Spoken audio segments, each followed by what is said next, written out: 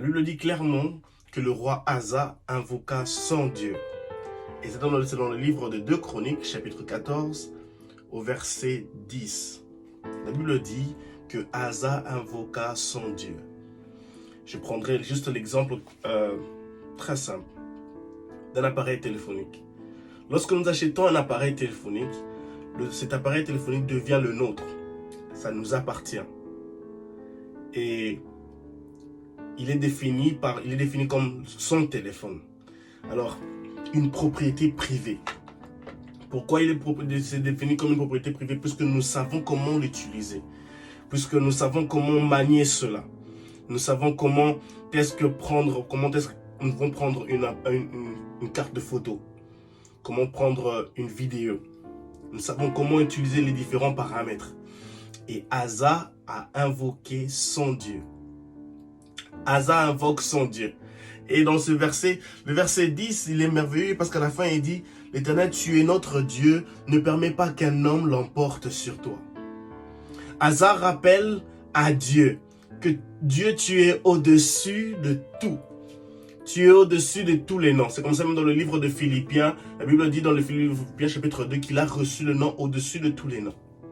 Et Asa rappelle à Dieu, il a dit « Ne permets pas que l'homme l'emporte sur toi. » Combien de fois on se retrouve dans des situations où c'est l'homme qui l'emporte?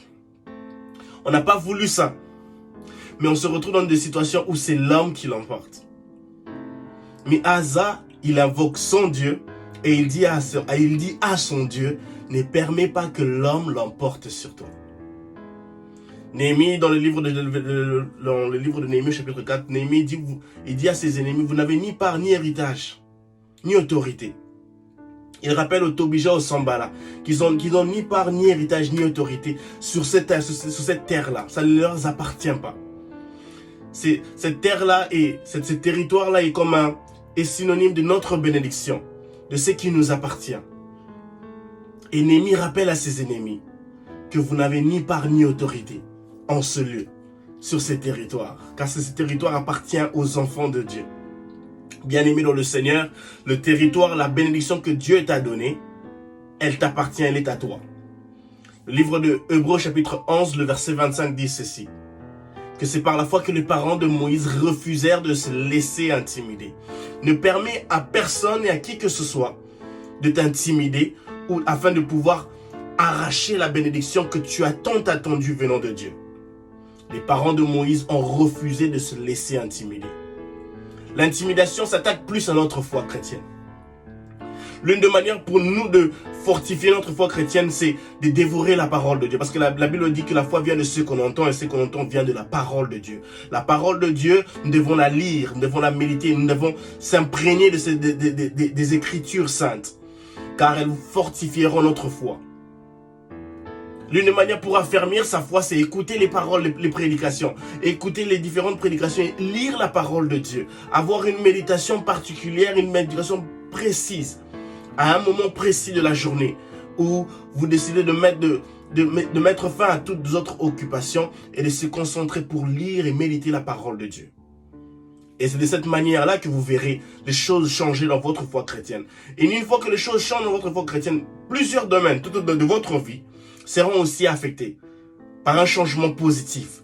Positif dans la vie professionnelle, dans la vie éducationnelle, dans la vie spirituelle. Elles seront positives, les changements. Et c'est possible avec Jésus-Christ. À Ephrata, nous disons qu'il y a de l'espérance pour votre futur.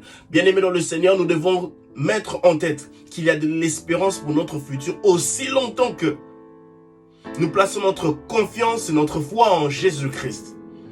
L'œuvre de la croix est une œuvre salvatrice, est une œuvre qui s'accomplit dans le temps. Parce que la Bible dit qu'il est le même hier, aujourd'hui et éternellement. L'œuvre de la croix s'accomplira toujours dans le temps. Elle s'accomplit maintenant, elle s'accomplira demain, elle s'accomplira dans les secondes qui suivent, elle s'accomplira dans le futur. L'œuvre de la croix s'accomplit dans le temps. Et je bénis Dieu puisque nous servons un Dieu vivant. Que Dieu vous bénisse abondamment. Il y a de l'espérance pour ton futur, ma soeur, mon frère qui me suit. J'aimerais juste te rappeler qu'il y a de l'espérance pour ton futur.